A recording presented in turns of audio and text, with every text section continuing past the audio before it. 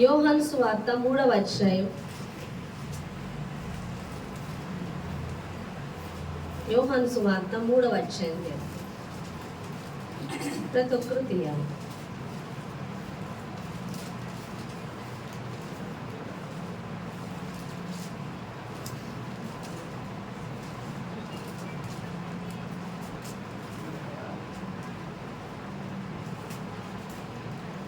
హల్లెలూయా. 6వ వచనం నుంచి చదువుదాం. 3వ అధ్యాయం 6వ వచనం నుంచి. యోహాను సువార్త 3వ అధ్యాయం 6వ వచనం నుంచి చదువుదాం. శరీర మూలముగా జన్మించినది శరీరమును ఆత్మ మూలముగా జన్మించినది ఆత్మనై ఉన్నది. శరీర మూలముగా జన్మించినది శరీరమును, ఆత్మ మూలముగా జన్మించినది ఆత్మయునై ఉన్నది. మీరు క్రొత్తగా జన్మింపవలనని నేను నీతో చెప్పినందున ఆశ్చర్యపడవద్దు. మీరు కొత్తగా జన్మించవలనని నేను మీతో చెప్పినందున ఆశ్చర్యపడవద్దు. గాలి తనకిష్టమైన చోటను విసరును, నీవు దాని శబ్దమును విందువే గాని అది ఎక్కడ నుండి వచ్చునో ఎక్కడికి పోవునో నీకు తెలియదు. ఆత్మ మూలముగా జన్మించిన ప్రతివాడును అలాగే ఉన్నాడనను. మీరు గాలి తనకిష్టమైన చోటను విసరును, నీవు దాని శబ్దం విందువే గాని అది ఎక్కడ నుండి వచ్చునో ఎక్కడికి పోవునో నీకు తెలియదు. ఆత్మ మూలముగా జన్మించిన ప్రతివాడును అలాగే ఉన్నాడను. హల్లెలూయా. చూడండి, శరీర మూలముగా జన్మించినది శరీరమును, ఆత్మ మూలముగా జన్మించినది ఆత్మేనై ఉన్నది. మీరు క్రొత్తగా జన్మించవలనని నేను మీతో చెప్పినందుకు ఆశ్చర్యపడవద్దు. హల్లెలూయా. చూడండి, మనం క్రొత్తగా జన్మించినప్పుడు ఆత్మ మూలముగా జన్మించిన వారము అని చెప్పుకుంటున్నాం. మనము ఆత్మ మూలముగా జన్మించినప్పుడు శరీరానుసారముగా నడుచుకోలేము. అర్థమవుతుందా? మనలోని చూడండి, మరియకు దేవదూత ప్రత్యక్షమై నీవు గర్భము ధరించి కుమారుని కందుము, సర్వోన్నతుడైన దేవుని శక్తి నిన్ను కమ్ముకున్నప్పుడు నువ్వు గర్భము ధరిస్తావని చెప్పి ఉన్నది. అనగా దేవుని వాక్కు ఆమె అంగీకరించినప్పుడు పరిశుద్ధాత్మ దేవుడు ఆమెలో కార్యము జరిగించి ఆమె గర్భము ధరించినట్లుగా చేసి ఉన్నాడు. ఈరోజు నువ్వు యేసు ప్రభువారి వాక్కును అంగీకరించినప్పుడు, ఆయన్ని అంగీకరించినప్పుడు, నువ్వు పరిశుద్ధాత్మ ద్వారా మారు మనసు పొందుకున్నప్పుడు, నువ్వు యేసును అంగీకరించినప్పుడు, నువ్వు మారు మనసు పొందుకున్నప్పుడు, ఆత్మను పొందుకున్నప్పుడు నువ్వు ఆత్మ మూలంగా జన్మించిన వ్యక్తి అవుతావు. హల్లెలూయా. అర్థమవుతుందా? ఆత్మ మూలంగా జన్మించిన వ్యక్తి శరీర కార్యాలను చేయరు. ఆత్మ సంబంధమైన విషయముల మీదే మనసు ఉంచుతారు. వారి ఆకలి, వారి దాహము ఆత్మ సంబంధమైన విషయముల మీదే ఉంటుంది. కానీ ఆత్మలో బ్రతకని వారు, క్రొత్తగా జన్మించని వారు శరీర విషయముల మీదే మనసు ఉంచుతారు. ఐహిక విచారాలతో నడుచుకుంటారు. అందుకే శరీర మూలముగా జన్మించినది శరీరమును, ఆత్మ మూలముగా జన్మించినది ఆత్మయునై ఉన్నది. నువ్వు ఆత్మ మూలంగా జన్మిస్తేనే గాని నువ్వు దేవుని బిడ్డవు కావు. ఎందుకంటే ఆయన ఆత్మస్వరూపి ఉన్నాడు కాబట్టి ఆత్మ మూలముగా నువ్వు జన్మించినప్పుడు నువ్వు తండ్రికి కుమారుడివి, కుమార్తెవు. అర్థమవుతుందా?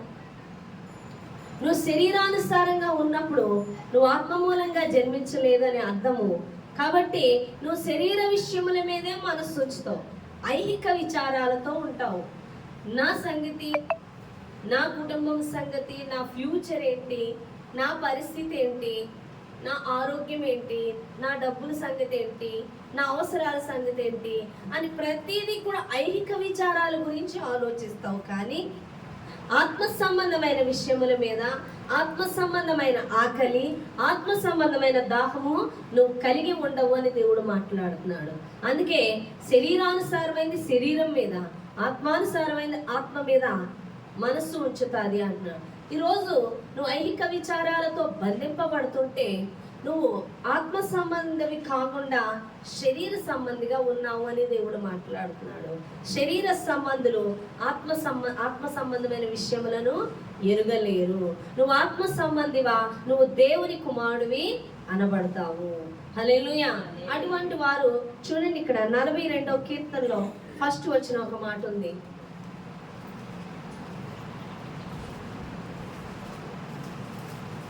42వ కీర్తన స్టార్ట్ చేయలేదు. దుప్పి నీటి వాగుల కొరకు ఆశపడినట్లు దేవా నీ కొరకు నా ప్రాణం ఆశపడుచున్నది. దుప్పి నీటి వాగుల కొరకు ఆశపడినట్లుగా దేవా నీ కొరకు నా ప్రాణం ఆశపడుచున్నది. హల్లెలూయా. హల్లెలూయా. దుప్పి నీటి వాగుల కొరకు ఆశపడినట్లుగా దేవా నా ప్రాణము నీ కొరకు ఆశపడుచున్నది అని ఇక్కడ కీర్తనకారుడు మాట్లాడుతున్నాడు. హల్లెలూయా.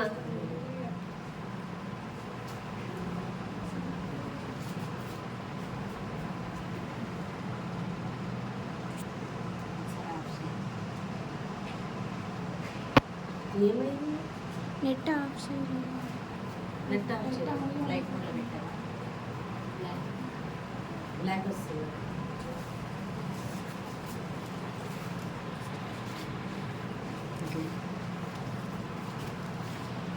నువ్వు చూసుకొని ఇస్తావు. నువ్వు చూసుకోలేదా? పెట్టేసింది అనుకున్నాను. నువ్వు పెట్టావా? ఫస్ట్ సెట్ చేసింది. సరే నాకు బాగానే ఉంది. ఇప్పుడు కంటిన్యూ అవుతుందా?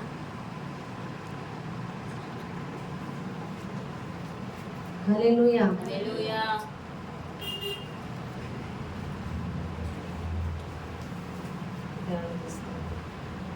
హల్లెలూయా. చూడండి, దుప్పి నీటి వాగుల కొరకు ఆశపడినట్లు దేవా నీ కొరకు నా ప్రాణము ఆశపడుచున్నది. ఇక్కడ కీర్తనకారుడి యొక్క హృదయం దేని కొరకు ఆశపడుతుందంట?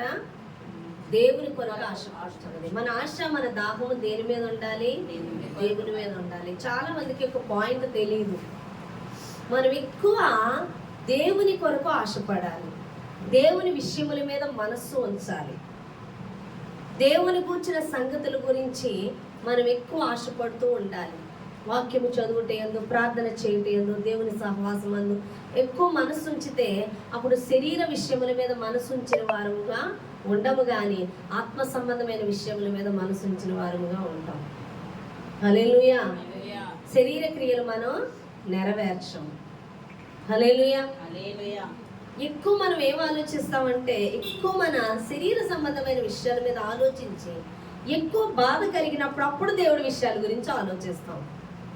నువ్వు ఆల్రెడీ ఐహిక విచారాల చేత అక్కడ బంధింపబడి ఉన్నావు. కానీ అలా కాదు. దుప్పి నీటి వాగుల కొరకు చూడండి, ఎవరికైనా ఎడారిలో దాహం వేస్తే వాడికి బిర్యానీ పెడితే తింటాడా?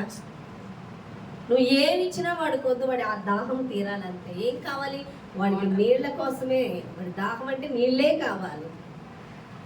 నువ్వు దేవుని కోసం ఆశకొని ఉన్నప్పుడు, ఆకలికొని ఉన్నప్పుడు నీకు ఆ దాహం తీర్చబడుతుంది. కానీ నువ్వు ఈ లోక సంబంధమైన, శరీర సంబంధమైన విషయాల గురించి ఎక్కువ ఆలోచిస్తే ఎడారిలో ఎండమావులు చూసినట్లు ఉంటుంది.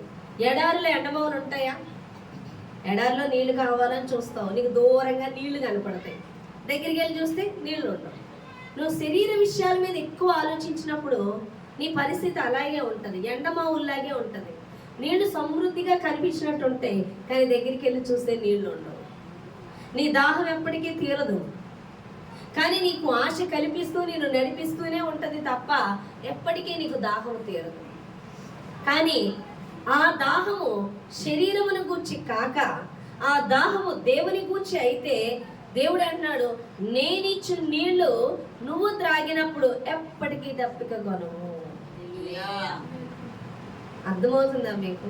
శరీర విషయాల మీద మనస్సు ఉంచి నువ్వు ఎక్కువ వాటి గురించి ఆలోచించి వాటిని తీర్చుకోవాలి అని, వాటిని తీర్చుకొని నువ్వు తృప్తి పొందాలి, దానికి సొల్యూషన్ నువ్వు చూసుకోవాలి అని పరిగెత్తితే అది ఎండమావుల్లో నీటి ఊటలు లాంటివి. నీకు ఎండమావుల్లో నీటి ఊటలు కనబడతాయి దూరంగా, నువ్వు దగ్గరికి వెళ్ళేసరికి అక్కడ నీళ్లు ఉండవు, కానీ నీకు ఉన్నట్టుగా అనిపిస్తాయి. అలాగే నీ పరిస్థితులు, నీ సమస్యలు, నీ శరీర సంబంధమైన తీరిపోతాయని నువ్వు అనుకున్నట్టు, నువ్వు ప్లాన్ చేసుకున్నట్టు పరిగెడతావు, కానీ అవి ఎప్పటికీ తీరవు, ఎండమావుల్లాగే అయిపోతాయి. కానీ దేవుని గూర్చి నువ్వు పరిగెత్తితే దేవుడు నేనిచ్చు నీళ్లు త్రాగువాడు ఎప్పటికీ దప్పిక కొనడు. హల్లెలూయా. నువ్వు దేవుని గూర్చి ఆశ కలిగి ఉంటే, నువ్వు పర సంబంధమైన విషయాల గురించి ఎక్కువ ఆలోచన కలిగి ఉంటే, నువ్వు పర సంబంధంగా నువ్వు ఎక్కువ దేవుని గూర్చిన ఆశ, దేవుని గూర్చిన దాహము నువ్వు కలిగి ఉంటే నువ్వు తృప్తిపరచబడతావు. నువ్వెన్నటికీ దప్పిక కొనవు అని దేవుడు మాట్లాడుతున్నాడు. హల్లెలూయా. అంతేకాదు, పరలోక సంబంధంగా ఎక్కువగా దేవుని గూర్చి ఆశను ఎవరైతే కలిగి ఉంటారో, దేవుణ్ణి ఎవరైతే వెతుకుతారో, దేవుని గూర్చి ఎవరైతే ఆకలి కొని తృప్తిపరచు పొందుకోవడానికి చూస్తారో వారు దగ్గరికి సాతాను ఎంత మాత్రం ప్రవేశించలేడు. అర్థమవుతుందా మీకు? ఆత్మ సంబంధంగా నడుచుకునే వాళ్ళు, ఆత్మీయ దాహము, ఆత్మీయ ఆకలి కలిగిన వాళ్ళ దగ్గరికి సాతాను ఏమీ చేయలేడు.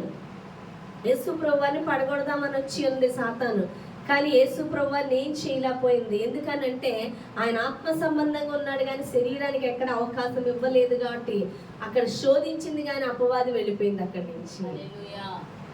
ఈరోజు అపవాదికి నువ్వు బంధింపబడకుండా, అపవాదికి పడిపోకుండా ఉండాలంటే నువ్వు శరీరమును గూర్చి కాదు, ఆత్మ మూలంగా నడుచుకోవాలి, కానీ శరీర మూలంగా నడుచుకోకూడదు అని దేవుడు మాట్లాడుతున్నారు. ఇక్కడ దాకా ఏమన్నా అర్థమైందా? హల్లెలూయా, హల్లెలూయా. శరీరానుసారంగా నడుచుకోవద్దు, ఆత్మానుసారంగా నడుచుకోమని దేవుడు మాట్లాడుతున్నాడు. ఆత్మానుసారంగా ఎవరు నడుచుకుంటారంటే ఆత్మ మూలముగా జన్మించిన వారు నడుచుకుంటారు. శరీరానుసారంగా నువ్వు నడుచుకుంటున్నావు అంటే నువ్వు ఆత్మ మూలంగా జన్మించలేదు అని అర్థము. నువ్వు శరీరపరంగా నువ్వు ఎన్ని ఆలోచనలు చేసినా ఎండమావులో నీటి మూటలు వంటివే కానీ నీ దాహం ఎప్పటికీ తీరదు. శరీరపరంగా నువ్వు ఆలోచనలు చేసి నువ్వు ఎంత పరిగెత్తినా నీకు సొల్యూషన్ ఉండదు. నువ్వు ఆత్మ సంబంధంగా నువ్వు పరిగెత్తితే, నువ్వు ఆత్మ సంబంధంగా దేవుని వద్దకు వస్తే, ఆత్మ సంబంధంగా దేవుని గురించి నువ్వు దాహం ఆకలి కొని ఉంటే ఆయన ఇచ్చి నీళ్లు తాగువాడు ఎన్నటికీ దప్పిక కొనడు. వాని కడుపులో నుండి జీవజలపు ఊటలు ఉబ్బుకుచూ ఉంటాయి, నీటి ఊటలు ఊరినట్లుగా. హల్లెలూయా. అర్థమవుతుందా? దేవునికి స్తోత్రం. కాబట్టి శరీరం మూలంగా కాక ఆత్మ మూలంగా నడుచుకోండి. అయితే ఆత్మ మూలంగా నడుచుకునే వాళ్ళందరూ కూడా ఏమనబడుతున్నారు? ఆత్మస్వరూపి అయిన వాడు దేవుడు కాబట్టి ఆత్మ మూలంగా జన్మించిన వారందరూ దేవుని పిల్లలు అవుతారండి. హల్లెలూయా. చూడండి, యోహాను రాసిన మొదటి పత్రిక లేదా యోహాను 1వ అధ్యాయం 12వ వచనం చూద్దాం. అదే యోహాను మీరు తీసారుగా 3వ అధ్యాయం, అందులో 1వ అధ్యాయం 12వ వచనం చూడండి. తన్ను ఎందరు అంగీకరించురో వారందరికీ, అనగా తన నామమందున విశ్వాసం ఉంచిన వారికి దేవుని పిల్లలగుటకు ఆయన అధికారం అనుగ్రహించెను. హల్లెలూయా. చూసారా? 1వ అధ్యాయం 12వ వచనంలో ఏమనుంది? తన్ను ఎందరు అంగీకరించురో వారికి అందరికీ, అనగా తన నామమునందు విశ్వాసం ఉంచిన వారికి దేవుని పిల్లలగుటకు ఆయన అధికారం అనుగ్రహించెను. ఎవరైతే దేవుణ్ణి, యేసు ప్రభువుని అంగీకరిస్తారో, అర్థమవుతుందా? ఆయన అంగీకరించిన వారందరికీ కూడా దేవుని పిల్లలగుటకు అధికారం ఇచ్చాడు. మనం ఎవరమేండి? మనం ఎవరి పిల్లలం? దేవుని పిల్లలు. అవునా కదా? మనం ఎవరి పిల్లలు? పంది పిల్లలమా సింహం పిల్లలమా చెప్పండి. పంది దేనికి సూచన? సాతానికి సూచన. సింహము యేసు ప్రభువారికి సూచన. అవునా? యేసు ప్రభువారు సింహంతో పోలుస్తారు, అవునా కదా? కాబట్టి సింహము వల్లే గర్జిస్తుంది అనేది అపవాది, కానీ సింహాన్ని కూడా దేవుణ్ణి చూపిస్తారు యేసు ప్రభువారు. హల్లెలూయా. కాబట్టి సింహం పిల్లలమా మనం, పంది పిల్లలమా అంటే సింహం పిల్లలు. మరి సింహం పిల్లల దగ్గరికి తెచ్చి గడ్డి తినమంటే తింటాయా? చెప్పండి. సింహం పిల్లలకి స్వభావం ఏంటి? ఏం తింటాయి అవి? మాంసమే తింటాయి. గడ్డి తినవుగా. పంది పేంట తింటుంది. హల్లెలూయా. కొన్ని మేకను తీసుకుందాం. మేక ఏం తింటది? గడ్డి తింటది. మాంసం తింటదా? మాంసం తింది కదా. ఎందుకంటే దాని స్వభావం అదే. దాని పుట్టిక ఏంటంటే మేకగా పుట్టింది, కానీ ఏం తింటది? గడ్డే తింటది. ఇది ఎలా పుట్టింది? పులిగా పుట్టింది, కాబట్టి గడ్డి తిందు, మాంసమే తింటది. అందుకని మేక ప్రార్థన చేస్తుందా? ప్రభువా, మా యజమానుడేంటి నీ గడ్డి తింటానంటే మాంసం తెచ్చి పెడుతున్నాడు, ఈ మాంసం నాకు దూరమగులు గాక, ఈ మాంసం తీసే మధ్యలో ప్రేరేపించబడి తినేస్తున్నాను మాంసం అంటదా? నువ్వు ఎంత పెట్టినది వాసన చూసి వెళ్ళిపోద్ది తప్ప ఆ వేళకి అది తినేసి ప్రభా రేపటి నుంచి గడ్డి పెట్టని సహాయం చేయండి ప్రార్థన చేయండి. పూలేమో ప్రభా ఎంతసేమో ఎంతసేపు వీళ్ళు గడ్డి తెస్తున్నారు ప్రభా నాకు మాంసం తేవాలి, ఈ గడ్డి లేకుండా సహాయం చేయని ప్రార్థన చేస్తుందా? అది ముట్టుకోదు. హల్లెలూయా. చాలా మంది అంటారు దేవుని వద్దకు వచ్చి, నేను ఈ పాపం చేయకూడదు అనుకుంటున్నాను, చేసేస్తున్నాను ప్రభా, ఈ పాపము నాకు దూరంగా ఉంచు ప్రభా అనే కదా. ఆ పాపం నుంచి తప్పించుకొని తిరుగుతాను, లేకపోతే ఆ పాపానికి ప్రేరేపించే వాళ్ళకి దూరంగా పారిపోతాను. ఇక వాళ్ళు సినిమాలు చూసి ఆ సినిమాలు ఇంట్లో పెట్టేస్తున్నాను, నేను దూరంగా పారిపోతాను, తప్పించుకుంటాను ఆ పాపము నుంచి. ప్రభా పాపం ప్రేరేపించకంటే నేను ఏం చెయ్యాలి ప్రభా, నన్ను కాపాడు ప్రభా అని అడుగుతారా? సింహపు పిల్ల గట్టి తీసేయమని అడుగుతుంది, వాసన ఇచ్చే అని వదిలి పడేస్తాను.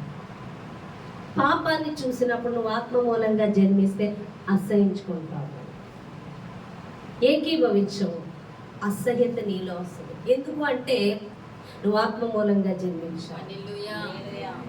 నీలో ఎవరున్నారు? యేసయ్య పరిశుద్ధాత్మ దేవుడు నీలో ఉన్నారు. వాళ్ళు పాపం ఎంతకి నీలో రానివ్వరు, అసహించుకుంటారు. నువ్వు ఆత్మ మూలంగా జన్మించినాడు పాపాన్ని అసహించుకుంటావు, ఏకీభవించవు. ఈ తండ్రి ఈ యేసు ప్రభు వారు యొక్క పరిశుద్ధాత్మను తండ్రితో సహవాసానికి నడిపిస్తారు. తండ్రిని గూర్చిన సంగతులు చెప్తారు కానీ సినిమాలు గూర్చిన సంగతులు, లోకపు సంగతులు చెప్పరు, పాపం సంగతులు బోధించరు. అవునే కదా? నువ్వు ఆత్మ మూలంగా జన్మించినప్పుడు నువ్వు తండ్రితో సహవాసాన్ని అధికంగా కలిగి ఉంటావు కానీ లోకస్తులతోనో మనుషులతోనో సహవాసం కలిగి ఉండవు.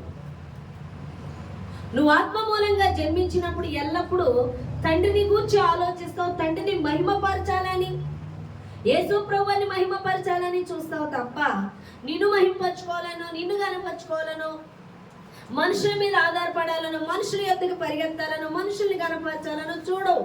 ఎందుకంటే నువ్వు ఆత్మ సంబంధివి. నువ్వు శరీర సంబంధివా? నువ్వు మనుషుల్ని హెచ్చించాలని, నిన్ను హెచ్చించుకోవాలని, నిన్ను కనబరుచుకోవాలని, మనుషులు చూపించాలని తెగ తాపత్రయపడతావు. ఎందుకంటే నువ్వు శరీర సంబంధివి.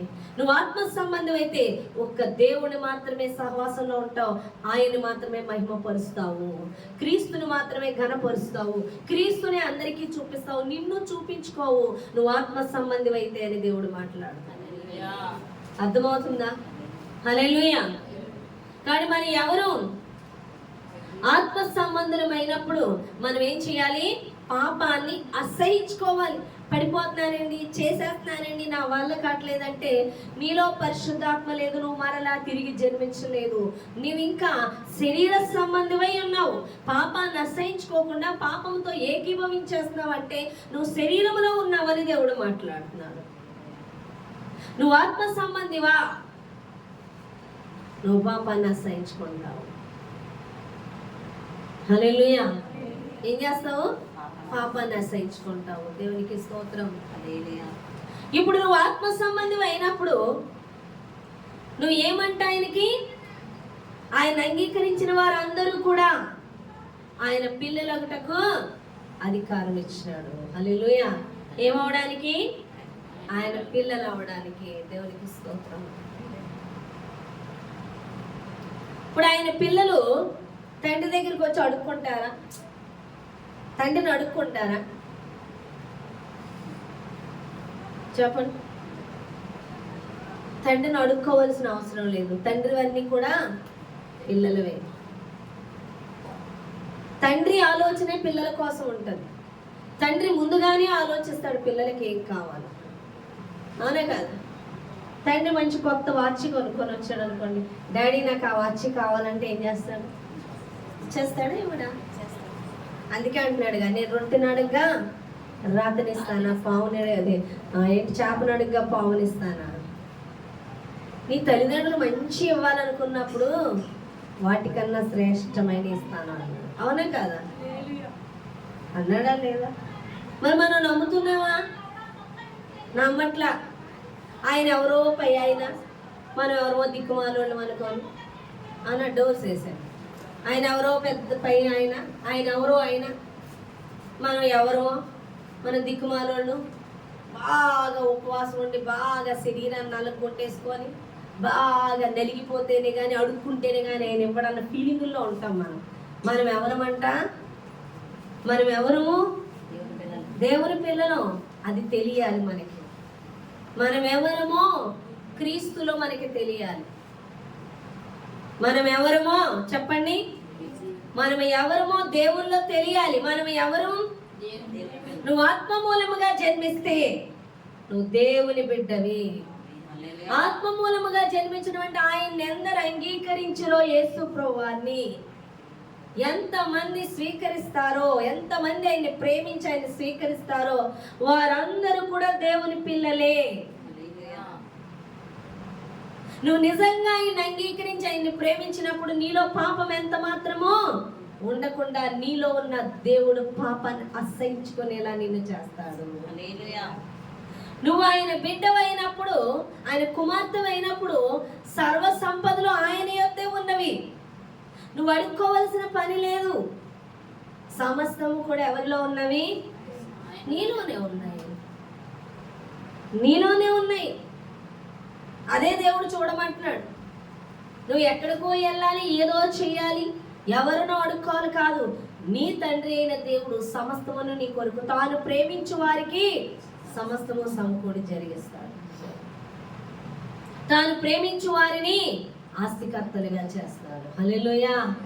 నువ్వు ఆయన అంగీకరించినప్పుడు, ఆయన్ని ప్రేమించినప్పుడు, ఆయన్ని స్వీకరించినప్పుడు ఆయన నీలో ఉన్నాడు. నువ్వు ఆయన బిడ్డగా ఉన్నావు కాబట్టి ఆయన యొక్క సమస్త అధికారానికి నువ్వు, ఆయన యొక్క సమస్తానికి నువ్వు వారసురాలివి. అర్థమవుతుందా? హల్లెలూయా. కాబట్టి మనం ఎవరము అది నువ్వు తెలుసుకోవాలి. సాతాను ఎప్పుడు కూడా ఏమని చెప్తుంది? నువ్వు పాపివి, నీకు ప్రార్థన రాదు, నువ్వు పరిశుద్ధురాలు కాదు. వాళ్ళకి చేస్తాడు కానీ నీకు చేయడు. నీకు అవి ఇచ్చుటకు నీవు అర్హురాలు కాదు, నువ్వు అర్హుడు కాదు, నువ్వు ఇది చేయడానికి అర్హుడు కాదు, నువ్వు అది చేయడానికి అర్హుడు కాదు, నువ్వు పాపివి అని చెప్తుంటది సాతాను. కానీ మనం ఎంత దేవుణ్ణి విస్తారంగా ప్రేమిస్తామో మన విస్తారమైన పాపములు క్షమించబడి ఉన్నాయి. మనం ఎప్పుడైతే ఆయన్ని ప్రేమించి ఆయన అంగీకరించామో మన పాపములు క్షమించబడి మనం ఆయన బిడ్డగా మలచబడ్డాము. హల్లెలూయా. అర్థమవుతుందా? మనం ఏమయ్యాము? ఆయన బిడ్డగా మార్చబడ్డాము. ఆయన బిడ్డలం మనం.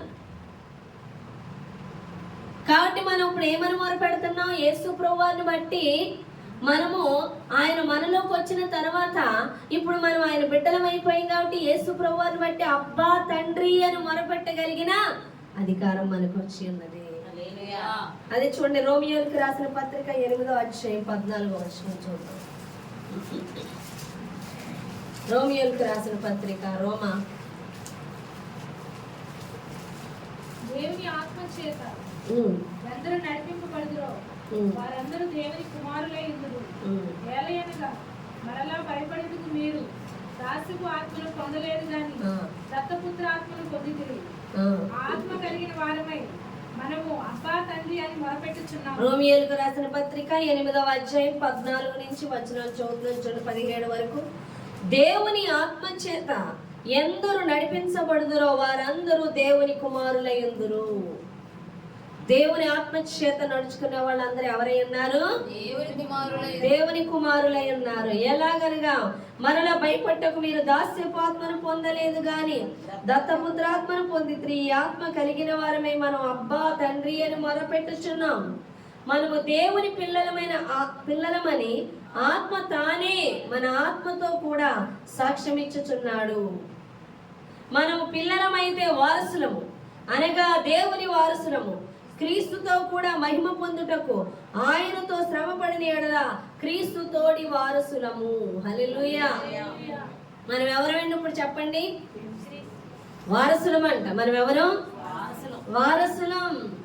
మనం యేసుని అంగీకరించాక, ఆత్మచేత నింపబడ్డాక మనం ఆయన పిల్లలమై ఉన్నాము, ఆయన వారసులమై ఉన్నాము. వారసత్వాన్ని ఏమంటారు? ఆస్తికి వారసులు. ఆయన కలిగి ఉన్న ప్రతిదానికి మనం వారసులం అన్నమాట. హల్లెలూయా. అందుకే దేవుడు అంటున్నాడు, దేవుడు సాతాను ఏం చేస్తుందంటే ఆయన బిడ్డలు, ఆయన కుమారులు అన్న వాస్తవాన్ని నిన్ను గ్రహించనివ్వదు. అర్థమవుతుందా? ఆయన పిల్లలు అన్న వాస్తవాన్ని నిన్ను గ్రహించనివ్వదు. ఆయన ఇచ్చు ప్రతిదానికి నీకు హక్కు ఉందన్నది తెలియనివ్వదు. ఆయన ఆస్తి తీసుకోకుండా, అవునా కాదా? చూడండి, వీలునామా రాయినంతసేపు ఆస్తికి వారసులు ఎవరో తెలియదు, దాన్ని ఎవరో ముట్టుకోరు. వీలునామాలో తెలిసిందనుకో నాకే ఉందనో అధికారం వచ్చేస్తుంది. హల్లెలూయా. ఈరోజు చాలా మందికి అధికారం తెలియట్లేదు. యేసు ప్రభువు వారు చెప్పిన వీలునామా ఎవరికి రాసిందో తెలియట్లేదు. ఎవరికి ఉంది? ఆయన అంగీకరించి వారందరూ కూడా ఆయన కుమారులే. అందుకే హల్లెలూయా. ఆయనలో ఏముంది? సర్వ సంపదలు ఉన్నాయి, జ్ఞానం ఉంది, శక్తి ఉంది, స్వస్థత ఉంది, అద్భుతాలు ఉన్నాయి, ఆశ్చర్య కార్యాలు ఉన్నాయి, బలం ఉంది, విజయం ఉంది, శాతాన్ని జయించే శక్తి ఉంది. ఎవ్రీథింగ్ ఎవరిలో ఉన్నాయి? ఆయన ఎవరిలో ఉన్నాడు?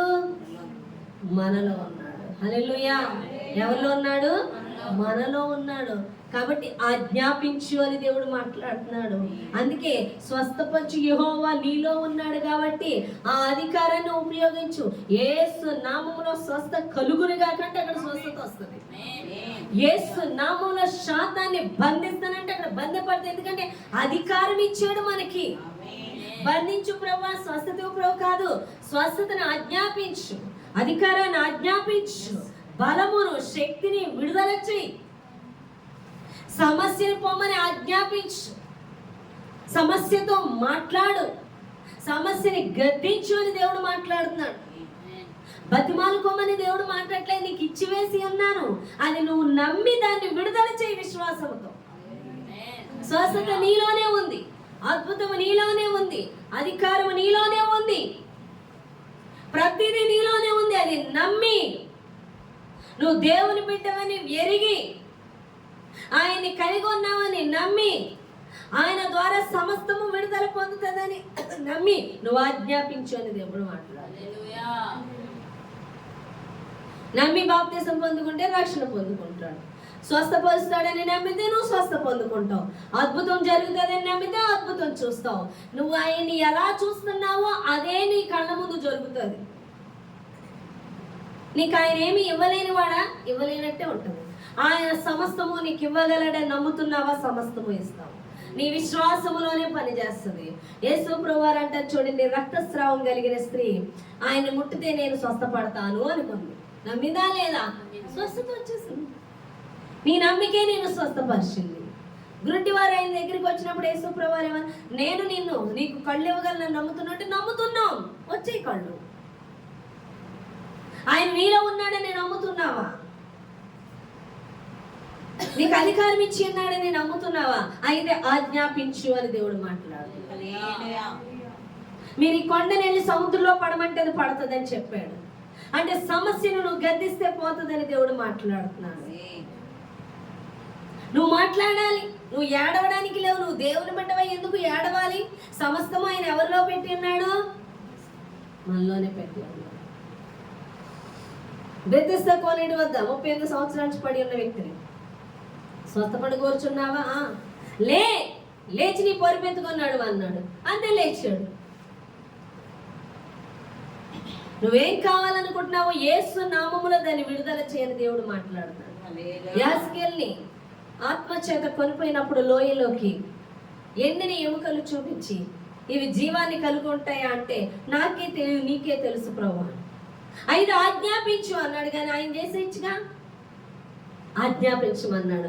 ఆజ్ఞాపించగానే ఆ యొక్క ఎముకలు, ఎండిన ఎముకల్లోకి జీవం వచ్చేసింది. ఎవరు ఆజ్ఞాపించారంటే యెహెజ్కేలు ఆజ్ఞాపించాడు. నువ్వు ఆజ్ఞాపించని దేవుడు మాట్లాడుతున్నాడు. నువ్వు ఎలా చూసుకుంటున్నావు అంటే పైనుంచో శక్తి పక్క నుంచి వస్తుంది అనుకుంటున్నావు. నీలోనే ఉన్నాడు దేవుడు, నీలోనే పని చేస్తున్నాడు. సర్వ సంపదలో నీలోనే ఉన్నవి. నీ నోటి ద్వారా దాన్ని విడుదల చేయి. నువ్వు మాట్లాడితే పాతాళం కదిలిపోవాలి. అందుకే నేను నోరు ఊహించేస్తుంటది శాతాన్ని. నిన్ను కృంగి తీసేస్తే నువ్వు అధికారంతో మాట్లాడతావా? ఏడుతూ మాట్లాడతాం. వింటున్నారా? సాధారణ ఏం చేస్తుంది? సమస్యలను చిక్కుబెట్టేసి దేవుని అధికారంతో కూడిన వాక్కును విడుదల చేయనివ్వదు. నీ నోరు మూసేస్తూ ఉంటుంది. నువ్వు భయపడిపోతూ ఏడుస్తూ మాట్లాడతావు, కృంగిపోతూ మాట్లాడతావు, శాతాన్ని గంతులేస్తూ ఉంటది. దేవుని అధికారంతో దేవుని పిల్లలమని, దేవుని వారసులమని ఎరిగి ఆయన అధికారం నీ యొద్ద ఉన్నదని ఆజ్ఞాపించమని దేవుడి పరిస్థితిని మాట్లాడుతున్నాడు. అది ఆర్థిక ఇబ్బందులైనా, అది రోగమైనా, అది సమస్య అయినా, దేనైనా నీలో ఉన్నవాడు సర్వశక్తిమంతుడని ఎరిగి ఆజ్ఞాపించు అని దేవుడు మాట్లాడుతున్నాడు. అధికారం నీకు ఇచ్చి ఉన్నాడు దేవుడు. తన బిడ్డలుగా చేసుకున్నాడు. తన బిడ్డలు ఎప్పుడు కూడా దేవుడు త్రోసివేయడు.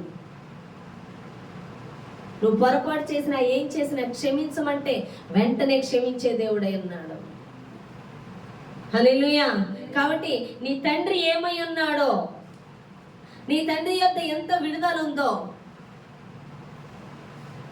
నువ్వు ఆయన బిడ్డవని నువ్వు తెలుసుకునేలాగా నువ్వు ఎప్పుడైతే వాక్యమును విస్తారంగా చదివి గ్రహిస్తావో అప్పుడు దేవుడి కార్యాలను చూస్తావు. చాలా మంది వాగ్దానం ఎత్తుకొని వాగ్దానం దొరుకుతుందా అని చూస్తారు. జరిగితే జరిగినట్టు, లేకపోతే లేదు. వాగ్దానం కాదు, క్రీస్తు ఏమై ఉన్నాడో నీలో, ఆయన ఎంత శక్తిమంతుడో, ఆయన అధికారాన్ని ఎలా విడుదల చేయాలో నువ్వు తెలుసుకో వాక్యాన్ని చదివినప్పుడు. అందుకే విస్తారంగా వాక్యాన్ని చదివినప్పుడు దేవుని యొక్క శక్తిని గ్రహిస్తావు, అపవాది యొక్క శక్తిని త్రొక్కగలుగుతావు, ఎదిరించగలుగుతావు. హల్లెలూయా. కాబట్టి ఎక్కువ వాక్యం చదవాలి. తక్కువ వాక్యం చదువుతారు, ఎప్పుడో గుర్తొచ్చినప్పుడు చదువుతారు. అప్పుడు శాతాను యొక్క, ఈ లోకంలో శాతాను యొక్క ప్రభావం ఎక్కువ నీ మీద పడిపోయి నువ్వు ఆజ్ఞాపించడం ఉండదు, గద్దించడం ఉండదు. ఒకళ్ళు ప్రార్థన చేశారంటే అడుక్కున్నట్టు చేస్తారు. ప్రార్థన చేయడానికి వణికేస్తూ ఉంటారు. శాతం డ్యాన్స్ కడుతూ ఉంటుంది వాళ్ళ ముందు. అధికారంతో ప్రార్థన చేయాలి. అవునా కదా? మరణం చేత బంధించిన లాజర్ని యేసుప్రభువు వారు ఒక్క మాట, లాజరు బయటికి రా అనుమతికి అంతే, మరణం ఎగిరిపోయింది, వచ్చేసాడు ఆయన బయట. మనం దండకం మొదలెడతాం, ప్రభా లోన బాబాయ్ ఇల్లు ఎగుతాడో లేకపోతే ఎందుకు వచ్చింది బాబాయ్, నా పరిశుద్ధత ఉందో లేదో, ప్రభా బతిమాలు కొట్టున్నానయ్యా, కళ్ళు కొట్టుకుంటున్నానయ్యా, ఈరోజు లేపయ్యా ఆయన్ని ప్రభా అని బతిమాలుకుంటుంది. శాతం నవ్వుకుంటుంది. వీడికి తెలియదులో ఉంది తండ్రి అధికారం వీళ్ళలో ఉందని. హల్లెలూయా. అవునా? భయపడుతుంటాం అప్పటికి కూడా. నువ్వు ఎవరివి? దేవుని బిడ్డవి. హల్లెలూయా. ఆయన అధికారం ఎవరిలో పనిచేస్తుంది? నీలో పనిచేస్తుంది. దేవుడు అక్కడ పని చేయమన్నాడా? ఖచ్చితంగా అక్కడ జరుగుతుంది. యేసుకేలుగా ఆజ్ఞాపించమని అంటున్నాడు, ఆజ్ఞాపించు, ఎండిన ఎముకల్లో జమ్ము కలుగుతుందని. కలిగింది. హల్లెలూయా. ఒక చిన్న అబ్బాయి అంట, 14 ఏళ్ళ అబ్బాయి అంటుందంట. అబ్బాయి దేవుని కోసం విన్నప్పుడు, దేవుడి కోసం తెలుసుకున్నప్పుడు విశ్వాసంతో ఏది ఆజ్ఞాపిస్తే అది జరుగుతుంది అన్నారు కదా, మరి జరుగుతుందా లేదా అని ఇంటికి వచ్చి విశ్వాసంతో, చిన్నపిల్లడు 14, గడియారం ఆగిపోయిందంట. యేసు నామములో గడియారం తిరగమని ఆజ్ఞాపిస్తున్నాను అన్నట్టు. అంతే తిరిగేస్తుందంట. అమ్మ విశ్వాసం బలే పనిచేస్తున్నాను. హల్లెలూయా. నీ పరిస్థితులకి చెప్పు, ఆ పరిస్థితులు కలుగజేసిన దుష్టుడు పారిపోతాడు. నువ్వు ఎవరి బిడ్డవో చెప్పు, నువ్వు ఎవరివో చెప్పు. నువ్వు ఎవరి బిడ్డవో నువ్వు తెలుసుకున్నప్పుడు నువ్వు ఆజ్ఞాపించగలుగుతావు. ఆయన బలము నీలో ఉంది, ఆయన శక్తి నీలో ఉంది, ఆయన స్వస్థత నీలో ఉంది, ఆయన మహిమ నీలో ఉంది. ఇవ్వు ప్రభువా అని అడుక్కోని అవసరం లేదు. ఆయన నీలో పనిచేస్తున్నాడు. నువ్వు నూతనంగా జన్మించినప్పుడు, నువ్వు యేసు ప్రభువాన్ని ప్రేమించినప్పుడు, నువ్వు యేసు ప్రభువాన్ని అంగీకరించినప్పుడు, నువ్వు యేసు ప్రభువారే కావాలని జీవిస్తున్నప్పుడు ఆయన నీలో ఉన్నాడు. నువ్వు మారు మనసు పొందుకొని ఉన్నావు, ఆయన నీలో పని చేస్తున్నాడు. కాబట్టి నీ నోటి ద్వారా విడుదల చెయ్యి. నువ్వు మౌనమైంటే అక్కడ పని జరగదు. నువ్వు నోటి ద్వారా శక్తిని విడుదల చేయాలి, ఆ మహిమను విడుదల చేయాలి, ఆ ప్రభావాన్ని విడుదల చేయాలి. హల్లెలూయా. ఎంతమందికి అర్థమైంది? మనం ఏమై ఉన్నామో? దేవుని పిల్లలమై ఉన్నాము. చూడండి, లూకా సువార్త 15వ అధ్యాయం చూద్దాం.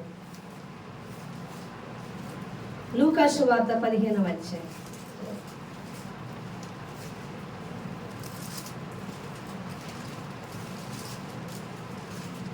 11వ వచనం నుంచి చదువు.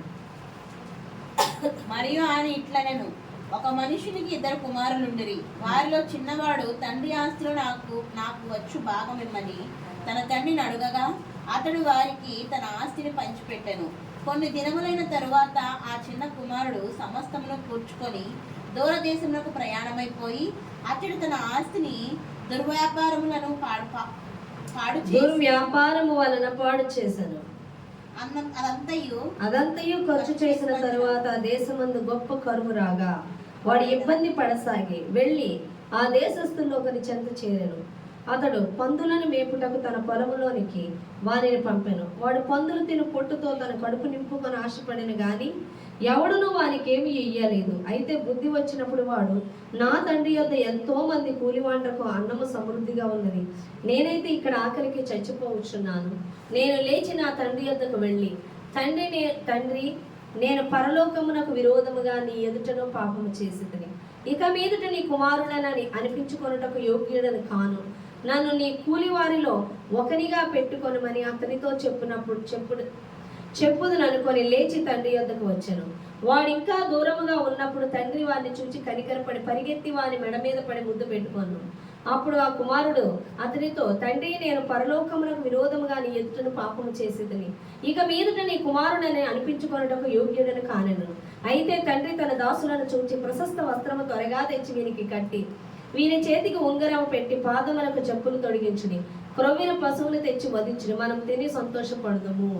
నా కుమారుడు చనిపోయి మరలా బ్రతికెను, తప్పిపోయి దొరికెనని చెప్పాను. అంతటా వారు సంతోషపడసాగిరి. హల్లెలూయా.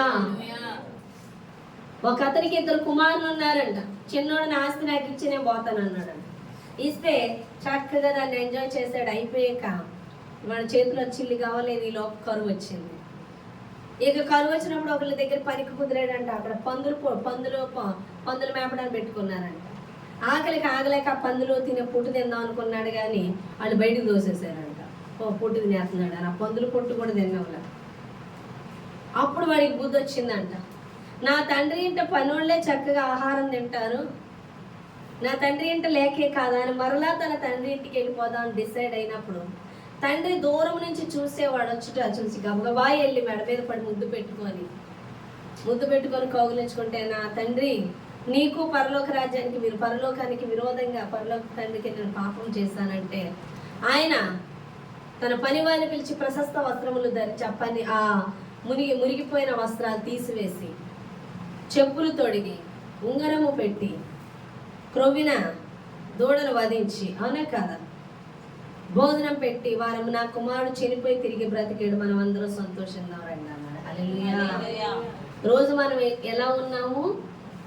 దేవునికి దూరం అయిపోయి ఆనాడు ఆదాము అవ్వ పాపాన్ని బట్టి, అవునా కాదా, ఈరోజు మనం దేవునికి దూరం అయిపోతే మరలా మనం బుద్ధి తెచ్చుకొని, లేదా నువ్వు దేవుళ్ళో ఉండి కూడా దూరం అయిపోయినావు, మరలా అయ్యో నేను దేవుళ్ళో ఉన్నప్పుడు, అయ్యో నేను తండ్రి వద్ద ఉన్నప్పుడు నేను ఆశీర్వదింపబడ్డానని నువ్వు ఎరిగి మనసులో తలంచుకుని నువ్వు దేవుని వద్దకు వస్తే ఆయన ఎంత మాత్రమో త్రోసివేయడు.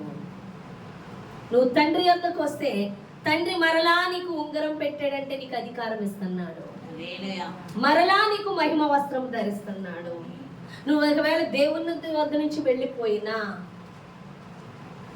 నువ్వు ఈ లోకాన్ని ఆశించి వెళ్ళిపోయినా, నువ్వు ఒకప్పుడు దేవుళ్ళో ఉండేవాడు, బలంగా ఉండేవాడువేమో, నువ్వు దారి తప్పి వెళ్ళిపోయినా, ఒకవేళ లోకంలో నువ్వు వచ్చినా నీ తండ్రి ఎంత మాత్రం నిన్ను త్రోసివేయడు.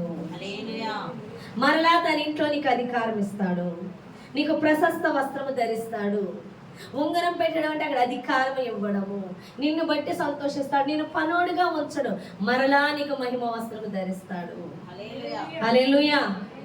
కాబట్టి ఇప్పుడు బిడ్డ, నువ్వెంత వరకు కూడా దేవుడి సన్నిధికి వచ్చి కూడా ప్రార్థన చేస్తూ ఒక బానిసగానో, ఒక కూలివానిగానో, ఒక అడుక్కునే వ్యక్తిగానో దేవుడిని అడుక్కుంటున్నావేమో. నన్ను బాగా తగ్గించేసుకొని ఏడుస్తూ అడుక్కుంటే బాగా దేవుడిస్తాడేమో అనుకుంటున్నావేమో. కాదు, నువ్వు దేవుని వారసుడివి, వారసురాలివి అని దేవుడు మాట్లాడుతున్నాడు. నువ్వు ఎప్పుడైతే ఆయన్ని ప్రేమించి ఉన్నావో ఆయన సమస్తమైన వాటికి నువ్వు వారసురాలివై ఉన్నావు అని దేవుడు మాట్లాడుతున్నాడు. నీ నోటితో దాన్ని ఒప్పుకొని నువ్వు అధికారాన్ని ప్రకటించినప్పుడు నువ్వు బలమైన కార్యము చూస్తావని దేవుడు మాట్లాడుతున్నాడు. ఇది ఎరుగక, నువ్వు దేవుళ్ళో ఏమై ఉన్నావో తెలియక, నాలాంటి పాపకిస్తాడా, నా ప్రార్థన ఆలకిస్తాడా అని నువ్వు అనుకోవద్దు. నువ్వు ఆయన్ని ప్రేమిస్తున్నావా, నువ్వు ఆయన కొరకు జీవిస్తున్నావా, ఆయన అంగీకరించావా, ఆయన్ని హత్తుకుంటున్నావా? ఖచ్చితంగా నువ్వు ఆత్మలో జన్మించిన వ్యక్తివే. అయితే నువ్వు ఎడతెగక వాక్యమును గూర్చి చదవాలి. నువ్వు పర సంబంధమైన విషయముల మీద మనసు ఉంచుతున్నప్పుడు, నువ్వు ఆ విషయముల మీద పరుగులెత్తుతున్నప్పుడు ప్రతి ఆశీర్వాదము నీతోనే ఉంటది. అపవాదిగాడు నీ యొద్ద పని చేయడానికి ఎంత మాత్రం వాడు సాహసించలేడు. ఎందుకంటే నువ్వు శరీర కార్యాలు నెరవేర్చట్లేదు, దేవుని చిత్తము చేస్తున్నావు, దేవుని ఉద్దేశము చేస్తున్నావు. కాబట్టి ప్రతి ఆశీర్వాదము నీ యొద్దే పరిగెత్తుతుంది. నువ్వు పరిగెత్తక్కర్లేదు లోకంలోకి, నువ్వు బానిసగా ఉండక్కర్లేదు. రాజుల బిడ్డలు రాజులుగానే ఉంటారు, ఒకటి చేతి కింద ఉండవలసిన అవసరమే లేదు. వాళ్ళని ఘనమైన స్థానంలోనే ఉంచుతారు. తలగా ఉంచుతాను కానీ తోకగా కించపరచబడనివ్వనని దేవుడు మాట్లాడుతున్నాడు. మన తలగానే ఉంచుతాడు. మనం ఎవరు? రాజులము యాజక సమూహమై ఉన్నాం. మనల్ని ఆశీర్వదిస్తాడు. మనం శరీర విషయముల మీద, ఐహిక విచారాల మీద మనస్సు ఉంచి శత్రువుకి బానిస అయిపోతున్నాం. కానీ నువ్వు ఆత్మ సంబంధమైన విషయాల మీద మనస్సు ఉంచితే, నువ్వు ఆత్మ సంబంధంగా పరుగులు ఎత్తుతుంటే ప్రతి ఆశీర్వాదం నీ కాళ్ళ దగ్గరికి రావాల్సిందే. ప్రతి పరిస్థితిని నువ్వు ఆజ్ఞాపిస్తావు. నీకు అధికారం ఇచ్చి ఉన్నాడు. నువ్వు శరీర సంబంధ విషయాల మీద పరుగులెత్తుతూ అపవాది కాడి కిందకి బానిసత్వంలోకి నువ్వు వెళ్ళిపోతున్నావు. కానీ నువ్వు ఆత్మ సంబంధమైన విషయాల మీద మనసు ఉంచితే ఆత్మ సంబంధమైన ప్రతి ఈవికి నువ్వు వారసురాలు అని దేవుడు మాట్లాడుతున్నాడు. ఈ చిన్ని మాటలు దేవుడు దీవించి ఆశీర్వదించిన ప్రార్థన చేద్దామండి. వాక్యం ప్రార్థన.